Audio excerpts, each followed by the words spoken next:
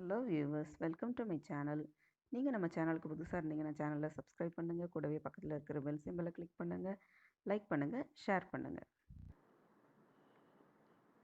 Hello my dear students, welcome to the online class. So இன்றைக்கி research மெத்தடாலஜியில் types of research part 2 பார்க்க போகிறோம். Part 1 last கிளாஸில் part 1 பார்த்தோம். இதில் அடுத்து இருக்கக்கூடிய அதர் டைப்ஸ் ஆஃப் ரிசர்ச்சஸ் என்னதெல்லாம் இருக்குது அப்படின்னு பார்க்கலாம்.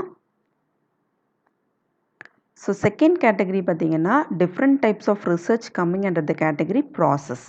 ஸோ ப்ராசஸ் பண்ணுற பேசிஸை பொறுத்து ரிசர்ச்சை qualitative research and quantitative research அப்படின்னு ரெண்டு விதமாக பிரிக்கலாம். குவாலிட்டேட்டிவ் ரிசர்ச் அப்படின்னு பார்த்திங்கன்னா இங்கே குவாலிட்டேட்டிவ் ஃபினாமினா மட்டும்தான் இன்வால்வ் ஆகும். ஓகேவா? அதாவது இப்போ நான் ஒரு சினிமாவுக்கு போகிறேன். எனக்கு அந்த சினிமா எப்படி இருக்குங்கிறத நான் எப்படி எக்ஸ்ப்ரெஸ் பண்ணுவேன்? நல்லா இருக்குது, குட்டு, வெரி குட்டு, பேடு அப்படி தானே நம்ம சொல்லுவோம். ஆனால் இதை வந்து நம்ம ரெக்கார்டிக்கலாக பண்ணும்போது கொஞ்சம் கஷ்டம் இல்லையா? அதாவது நமக்கு ஒரு சாட்டிஸ்ஃபேக்ஷனோ ஒரு ஒப்பீனியனோ இந்த மாதிரி இருக்கிறத நியூமரிக்கலாக கன்வெர்ட் பண்ணுறதுக்காக பண்ணுறது தான் இந்த குவாலிட்டேட்டிவ் ரிசர்ச் அப்படின்னு சொல்கிறது. ஓகே, அதாவது இங்கே சொல்கிறது research design to find out how people feel or what people often think are coming under this category. நம்மளோட ஒப்பீனியன், நம்மளோட ஃபீலிங்ஸ், ஓகேவா, இதை மாதிரி உள்ளதை பற்றி ஸ்டடி பண்ணுறதுக்கு பேர் தான் குவாலிட்டேட்டிவ் ரிசர்ச் அப்படின்னு பேர். இது வந்து பிஹேவியரல் சயின்ஸில் ரொம்ப முக்கியமானது. ஒவ்வொருத்தவங்களோட பிஹேவியர் எப்படி இருக்குது, இப்போ வந்து மார்க்கெட்டிங் எடுத்துக்கிட்டிங்கன்னா கன்சியூமர் பிஹேவியர் எப்படி இருக்குது, ஒரு ப்ராடக்டை வாங்குறப்போ கன்சியூமர் எப்படியெல்லாம் பிஹேவ் பண்ணுறாங்க, அந்த மாதிரி உள்ளதெல்லாம் பிஹேவியரல் சயின்ஸை பொறுத்த வரைக்கும் இந்த குவாலிட்டேட்டிவ் ரிசர்ச் வந்து ரொம்ப முக்கியமான ஒரு ரிசர்ச்னு சொல்லலாம். அதே மாதிரி பார்த்திங்கன்னா it aims to discover the underlying motives of human behaviour through detail description. இங்கே இவங்களோட மெயின் எய்ம் என்ன அப்படின்னா ஒரு பிஹேவியர் எப்படி இருக்குது, ஹியூமன் பிஹேவியர் எப்படி இருக்குங்கிறத தரோவாக அனலைஸ் பண்ணுறது. ஓகே, அதுதான் இதோட முக்கியமான நோக்கம் அப்படின்னு சொல்லலாம். இங்கே வந்து டேட்டா வந்து எப்படி நமக்கு கிடைக்கலாம்னா வேர்ட்ஸ், பிக்சர்ஸ், ஆப்ஜெக்ட்ஸ் இந்த மாதிரி விஷயங்களாக நமக்கு கிடைக்கலாம். ஓகே, வேர்ட்ஸாக கிடைக்கலாம், பிக்சர்ஸாக கிடைக்கலாம், ஆப்ஜெக்டாக கிடைக்கலாம். ஓகே, ஒப்பீனியன் மாதிரி தான் இருக்கும். டேட்டாலாம் அப்படி தான் இருக்கும், வேர்ட்ஸில் தான் இருக்கும். பிரமாதம், குட் அப்படிங்கிற மாதிரி கிடைக்கும். அதை வச்சுட்டு நம்ம அதை வந்து ஃபர்தர் ரிசர்ச் பண்ணுற மாதிரி இருக்கும். இதுதான் குவாலிட்டேட்டிவ் ரிசர்ச் அப்படின்னு பேர். ஓகேவா? அடுத்தது குவான்டிடேட்டிவ் ரிசர்ச். இது just opposite to the qualitative research அப்படின்னு சொல்லலாம். இது வந்து பார்த்திங்கன்னா இந்த மெஷர்மெண்ட் வந்து இங்கே வந்து எப்படின்னா குவான்டிடேட்டிவ் ஃபார்மேட்டில் இருக்கும். இதை வந்து நம்ம இன் டர்ம்ஸ் ஆஃப் குவான்டிட்டியில் எக்ஸ்ப்ரெஸ் பண்ணுவாங்க. ஒரு ஸ்ட்ரக்சர்டு கொஸ்டினரை ஃபாலோ பண்ணி அதில் என்ன மாதிரி கேள்வி இருக்குது, 10 பேர்கிட்ட நம்ம டேட்டா கேட்க போகிறோம்னா 10 பேர்கிட்டையும் ஒரே மாதிரி கொஸ்டினை கேட்கணும். அப்போ 10 பேரும் எப்படி சொல்லியிருக்காங்கங்கிறத நியூமரிக்கலாக எக்ஸ்ப்ரெஸ் பண்ணுறதுக்கு பேர் தான் குவான்டிடேட்டிவ் ரிசர்ச் அப்படின்னு பேர். ஓகேவா? அதாவது இங்கே வந்து நம்பரில் சொல்லக்கூடிய விஷயங்கள் எல்லாத்தையுமே இந்த குவான்டிடேட்டிவ் ரிசர்ச்சில் பார்க்கலாம். ஒப்பீனியனாக சொல்லக்கூடியது எல்லாமே குவாலிட்டேட்டிவில் பார்ப்போம். நம்பரில் சொல்லக்கூடிய விஷயங்கள் எல்லாமே எதில் வந்துடும் அப்படின்னு பார்த்திங்கன்னா குவான்டிடேட்டிவ் ரிசர்ச்சில் வந்துடும். ஓகேவா? அப்போது என்ன பண்ணணுன்னா கரெக்டாக அந்த கொஸ்டினரை டிசைன் பண்ணணும் நம்ம டேட்டா கலெக்ட் பண்ணுறதுக்கு முன்னாடி. அதே மாதிரி பார்த்திங்கன்னா இங்கே வந்து டேட்டா வந்து என்ன ஃபார்மேட்டில் இருக்குன்னு பார்த்திங்கன்னா number or statistics and this data is more efficient and able to test. இந்த நம்பரை வச்சு தான் நம்ம அனலைஸ் பண்ண போகிறோம்.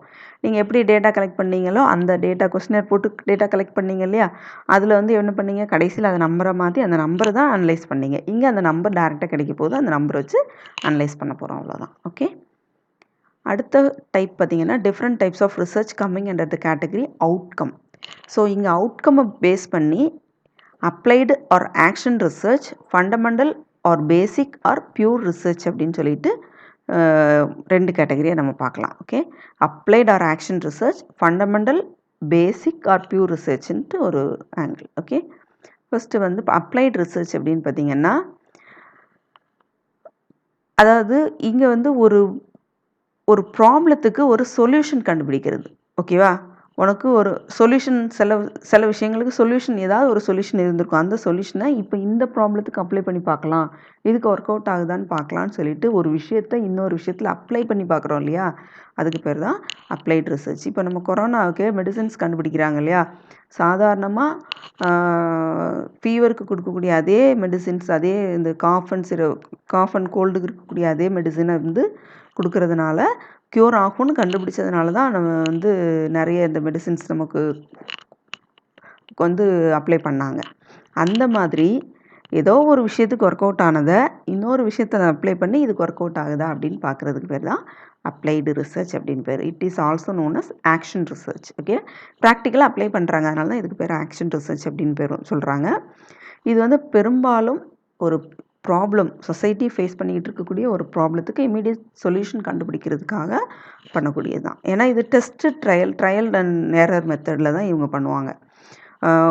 இது ஏற்கனவே பண்ணியிருக்க மாட்டாங்க, புதுசாக தான் பண்ண போகிறாங்க. அதாவது சொல்யூஷன் ஏற்கனவே இருந்திருக்கும், ப்ராப்ளம் ஏற்கனவே இருந்திருக்கும். எந்த ப்ராப்ளத்துக்கு எந்த சொல்யூஷனை போட்டால் ஒர்க் அவுட் ஆகும்னு அனலைஸ் பண்ணி கண்டுபிடிக்கிறாங்க இல்லையா, அதுதான் அப்ளைட் ரிசர்ச். நிறைய சொல்யூஷன்ஸ் இருக்கும், நிறைய ப்ராப்ளம் இருக்கும், எதையும் மேட்ச் பண்ணால் நமக்கு சொல்யூஷன் கிடைக்கும் அப்படின்னு தீர்க்கப்படாத பிரச்சனைகளை இந்த ஆங்கிளில் தீர்க்கலாம். ஓகேவா? சில மொனாட்டனஸாக ஒரே பிரச்சனையை ஒரே ஆங்கிலே தீர்க்கும்போது, இப்போ ஒன்றும் இல்லை, கொரோனாவுக்கு மருந்து கிடைக்கணும், மருந்து மட்டுமே அவங்க கண்டுபிடிச்சிட்டு இருக்கையில் அவங்களால மருந்து கண்டுபிடிக்க முடியல. ஆனால் இப்போ நிறைய மருந்துகள் வந்துட்டுருக்கு. காரணம் என்ன அப்படின்னா, அதை அந்த நோய்க்கு காரணம் என்ன, அந்த காரணத்தை சரி பண்ணுறதுக்கு என்ன உண்டு, எதெல்லாம் அதிகமாக அவங்களுக்கு இந்த நோய் இறப்பு விகிதத்துக்கு காரணம் என்னன்னு அனலைஸ் பண்ணி அதை சரி செய்கிற மாதிரி மருந்து கொடுக்கும்போது உனக்கு என்ன ஆகுது, நோய் குணமாகுது. அப்படி தானே? இப்போ இந்த நோய்க்குன்னு தனியாக வந்து அவங்க மருந்து கண்டுபிடிக்கலை, ஏற்கனவே வேற ஒரு பர்பஸ்க்கு கண்டுபிடிச்சிருந்த மருந்தை இதுக்கு யூஸ் பண்ணி பார்க்குறாங்க, அவ்வளோதான். ஓகேவா? இதை மாதிரி பண்ணுறதுக்கு பேர் தான் அப்ளைட் ரிசர்ச் அப்படின்னு பேர். ஓகேவா? அதாவது it is design to solve of problem of modern world then acquire knowledge. அதாவது நாலேஜை கேதர் பண்ணுறதை விட இங்கே வந்து என்ன பண்ணுறாங்கன்னா, அந்த ப்ராப்ளத்துக்கு ஒரு சொல்யூஷன் கண்டுபிடிக்க முடியுமா அப்படிங்கிறத பார்க்கலாம். இதுதான் பெஸ்ட் எக்ஸாம்பிள் தான் சொல்லியிருக்காங்க. Treat or cure a specific disease. ஏதாவது ஸ்பெசிஃபிக் டிசீஸுக்கு மருந்து கண்டுபிடிக்கிறாங்க அப்படின்னா அதை தான் இங்கே சொல்கிறாங்க அப்ளைட் ரிசர்ச் அப்படின்னு சொல்கிறாங்க. புதுசாகவும் மருந்து கண்டுபிடிக்கலாம், இல்லை வேறு எதுக்காக கண்டுபிடிச்ச மருந்தையும் இப்போ நம்ம யூஸ் பண்ணி அந்த நோயை குணப்படுத்தலாம். ஓகேவா? எபோலா, சார்ஸ் அதுக்கெல்லாம் யூஸ் பண்ண மெடிசின் தான் இப்போ நிறைய வந்து கொரோனாவுக்கு யூஸ் பண்ணிகிட்டு இருக்காங்க. ஓகேவா?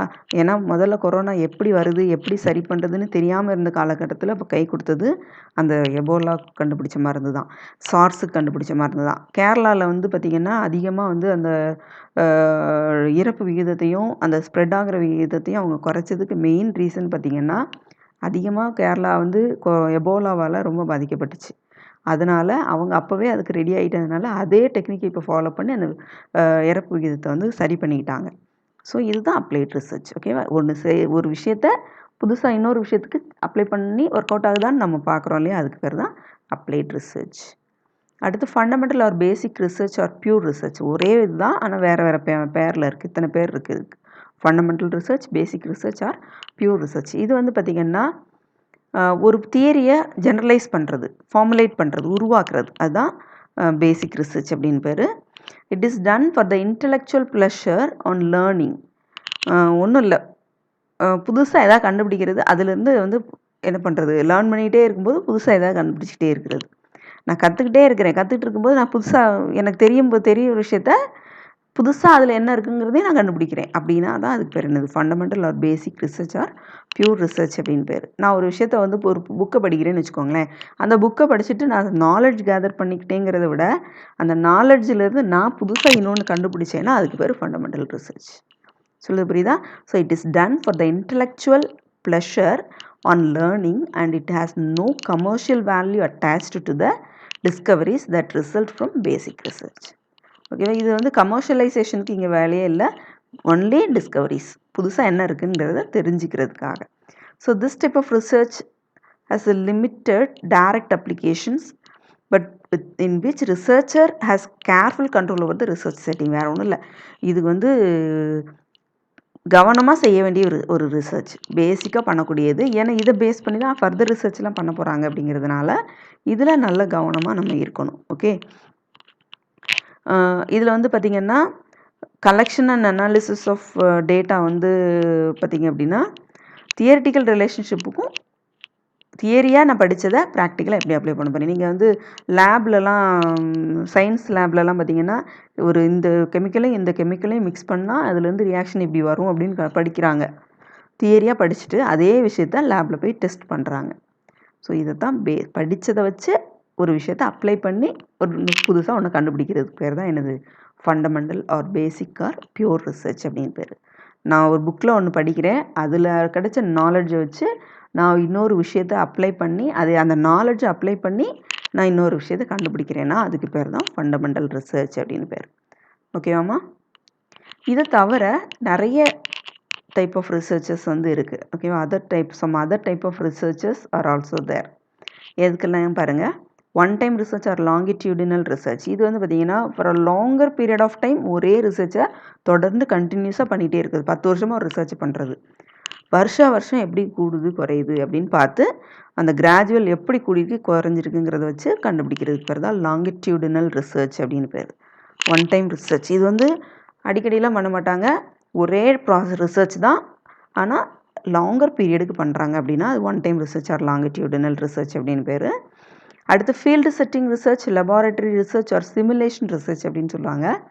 ஒரு என்ன சொல்கிறதுனா ஒரு ஸ்ட்ரக்சர்டு ஒரு ஃபீல்டை உருவாக்கி இந்த ஃபீல்டில் வச்சுக்கிட்டு if the condition is like that what will happen அப்படின்னு கண்டுபிடிக்கிறது பேர் தான் field setting research, laboratory research R simulation research அப்படிங்கிறது. லேபில் போய் மட்டும்தான் செக் பண்ண முடியாது. ஓகே, சிமுலேஷன் ரிசர்ச் நீங்கள் வந்து பார்த்திங்கன்னா ஏரோப்ளைன்லாம் பார்த்திங்கன்னா இப்போ நம்ம கார் ஓட்டுறோம், கார் டிரைவிங் எப்படி கற்றுக்குவோம்? காரை ஓட்டி கற்றுக்குவோம். காரை கொண்டு போய் ரோட்டில் ஓட்டிட்டு அது எங்கேயாவது போய் இடிக்கும் வைக்கும் எல்லாம் செய்யும், அதை வச்சு நம்ம லேர்ன் பண்ணிக்குவோம். இதே விஷயம் காரோ பைக்கோ வந்து பிரச்சனை இல்லை. இதுவே ஃப்ளைட்டோ இல்லை ட்ரெயினையோ வந்து அப்படி ஓட்டி படிக்க முடியுமா? என்ன ஆயிரும், அதோட விளைவுகள் ரொம்ப மோசமாக இருக்கும். அப்போ அந்த இடத்துல வந்து இந்த சிமுலேஷன் ரிசர்ச் வந்து பயன்படுத்துவாங்க. என்ன அப்படின்னா ஒரு ஏரோப்ளைன் வந்து வானத்தில் போனால் எப்படி இருக்குமோ ஒரு சின்ன ரூம் இருக்கும், அந்த ரூமுக்குள்ளே போனால் அவங்களுக்கு அந்த மாதிரி ஒரு பெட்டி மாதிரி இருக்கும், அதுக்குள்ளே போய் அவங்க உட்காந்துக்கிட்டாங்கன்னா அந்த ஃப்ளைட்டோட என்விரான்மெண்ட் அப்படியே உள்ளே வச்சுருப்பாங்க. ஓகேவா? அந்த காக்பிட் அப்படின்னு சொல்லுவாங்க. காக்பிட் அப்படின்னா பைலட் உட்காந்துருப்பாங்க இல்லையா, அந்த இடம். பைலட் இன்ஜின் ஆன் பண்ணி ஏரோப்ளைனை வந்து இது பண்ணுவாங்க இல்லையா, அந்த இடம். அதே மாதிரி ஒரு உள்ளே போய் உட்காந்துட்டு ஃப்ளைட்டை ஆன் பண்ணுவாங்க. நமக்கு முன்னாடி நம்ம ஸ்க்ரீனில் வந்து நமக்கு எப்படி தெரியும்னா, ஆன் பண்ணி அந்த ஃப்ளைட் மூவ் ஆனால் எப்படி இருக்கும், அந்த முன்னாடி அந்த திரை வந்து நம்ம போயிட்டே இருக்கிற மாதிரியே ஒரு இது இருக்கும். நீங்கள் வீடியோ கேம்ஸ்லலாம் பார்த்துருப்பீங்க, நம்ம உள்ளே கூடயே சேர்ந்து நம்ம நடக்கிற மாதிரியோ ஓட்டுற மாதிரியோ இருக்கும், அந்த மாதிரி இருக்கும். அது ஒரு வேளை ஏர்க்ராஃப்ட் வந்து லைட்டாக ஜர்க் ஆகுதுன்னு வச்சுக்கோங்களேன், அந்த நம்ம இருக்கிற அந்த ரூமும் என்ன ஆகும்னா அது பெட்டி மாதிரி தான் இருக்கும், அதுவும் அப்படியே லைட்டாக மேலே கீழே ஆடும். அப்படி வாப்ளிங்காக இருக்கிற மாதிரி இருக்கும். எப்படி ஃப்ளைட் போயிட்டுருக்கையில் வந்து லெஃப்ட்லேருந்து ரைட்டு, லெஃப்ட்லேருந்து ரெட்டு அந்த மாதிரி ஆடும் இல்லையா, அதை மாதிரியே அந்த பெட்டியும் ஆடும் நமக்கு. நமக்கு வந்து அதை நல்லா நம்மளால் ஃபீல் பண்ண முடியும். ஸோ இதை மாதிரி தான் ஃப்ளைட்டை வந்து ஓட்ட கற்றுக்குவாங்க. ட்ரெயின் ஓட்டுறதும் அதே மாதிரி தான். ஓகே, ஸோ இது வந்து ட்ரெயினிங்காக மட்டும் இல்லை. இப்போ இந்த ஒரு ஃப்ளைட் வந்து இதாகுதுன்னு வச்சுக்கோங்களேன், என்ன சொல்கிறது, கிராஷ் ஆகிட்டு, ஒரு ஃப்ளைட் கிராஷ் ஆகிட்டு, ஏர்க்ராஃப்ட் வந்து கிராஷ் ஆகிட்டுனா வெடிச்சிருச்சோ ஏதோ ஒன்று இடையில வந்து ஆக்சிடெண்ட் ஆகிட்டுன்னு வச்சுக்கோங்க. இது என்ன கண்டிஷனில் இருந்தால் ஆக்சிடெண்ட் ஆகிருக்கும், அப்போ உண்மையிலே என்ன நடந்ததுன்னு சொல்லிட்டு அங்கே போய் அனலைஸ் பண்ணுவாங்க. அதுக்கு பேர் தான் சிமுலேஷன் ரிசர்ச் அப்படின்னு பேர். ஓகேவா? ஸோ அதே என்விரான்மெண்ட்டாக கொண்டு வந்து இந்த என்விரான்மெண்ட் இப்படி இருந்தால் இங்கே என்ன இருந்திருக்குங்கிறத கண்டுபிடிக்கிறது. அடுத்து கிளினிக்கல் ரிசர்ச். இது வந்து கேஸ் ஸ்டடி மெத்தட் மாதிரி தான். இது வந்து பார்த்திங்கன்னா ஒரு டெப்த் நாலேஜ் இருக்கக்கூடிய விஷயங்களை வச்சு ஒரு டீட்டெயில்டு நாலேஜை வந்து கண்டுபிடிக்கிறது இந்த கிளினிக்கல் ரிசர்ச். ஏதாவது ஒரு டிசீஸ்க்கு ஒரு மருந்து கண்டுபிடிக்கிறாங்க, ஒரு ப்ராப்ளம், ஒரு டிசீஸ்க்கு வந்து புதுசாக ஒரு சொல்யூஷன் கண்டுபிடிக்கிறாங்க. இப்போ இன்ன வரைக்கும் கேன்சருக்கு வந்து மருந்து கண்டுபிடிக்கலை, ஆனால் கேன்சர் பரவாமல் இருக்கிறதுக்கு என்ன உண்டோ அதெல்லாம் கண்டுபிடிச்சாங்க. ஓகே, ஸோ இதுதான் கிளினிக்கல் ரிசர்ச் அப்படின்னு சொல்கிறது. டெப்த்தாக பண்ணுறது, அந்த விஷயத்தை வந்து டெப்த்தாக அனலைஸ் பண்ணுறது. அடுத்து ஹிஸ்டாரிக்கல் ரிசர்ச் அப்படின்னு சொல்லுவாங்க. இது based on some documents, events. இப்போ நம்ம இந்த கீழடியிலலாம் நிறைய விஷயங்கள் கிடைக்கிது இல்லையா, இந்த கிடைச்ச விஷயத்தை வச்சுட்டு நம்ம ஒரு அனலைஸ்க்கு வரோம் இல்லையா, ஃபைண்டிங்ஸ்க்கு வரோம் இல்லையா, அதுதான் ஹிஸ்டாரிக்கல் ரிசர்ச் அப்படிங்கிறது. கீழடியில் என்னென்ன பொருட்கள்லாம் கிடச்சிது, இந்த பொருட்கள்லாம் இப்படி இருந்ததுன்னா அவங்க அந்த சமுதாயம் எப்படி இருந்திருக்கும்னு ஒரு கன்க்ளூஷனுக்கு வராங்க பார்த்தீங்களா, அதை தான் ஹிஸ்டாரிக்கல் ரிசர்ச் அப்படின்னு சொல்லுவாங்க.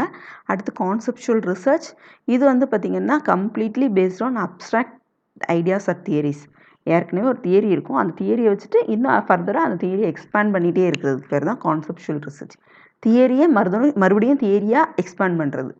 ஒரு தியரியை படிக்கிறோம், அந்த தியரியை படித்து அதிலிருந்து இன்னொரு தியரியை உருவாக்குறோம் அப்படின்னா அதுதான் கான்செப்சுவல் ரிசர்ச். ஓகே. அடுத்து எம்பிரிக்கல் ரிசர்ச் பார்த்திங்க அப்படின்னா it is completely based on experience or observation மூலமாகவோ எக்ஸ்பீரியன்ஸ் மூலமாகவோ ஒரு விஷயத்தை கண்டுபிடிக்கிறதுக்கு பேர் தான் எம்பிரிக்கல் ரிசர்ச் அப்படின்னு பேர். ஓகேவா? ஒரு இப்போ வந்து இதை நம்ம காமர்ஸ்லேயே சொல்லலாம். அப்சர்வேஷனில் தான் நிறைய விஷயங்கள் பார்க்குறோம். கன்சியூமர் பிஹேவியர் எப்படி இருக்குன்னு சொல்லிட்டு அவங்களோட பிஹேவியரல் பேட்டர்னை அப்சர்வ் பண்ணி அதிலிருந்து நம்ம ஒரு ஃபைண்டிங்ஸ்க்கு வர்றது. ஓகே. ஸோ இதுதான் எம்பிரிக்கல் ரிசர்ச் அப்படின்னு சொல்லுவாங்க. ஓகேம்மா? Up to this the type of research is over. The remaining part we will continue in the next class. Thank you.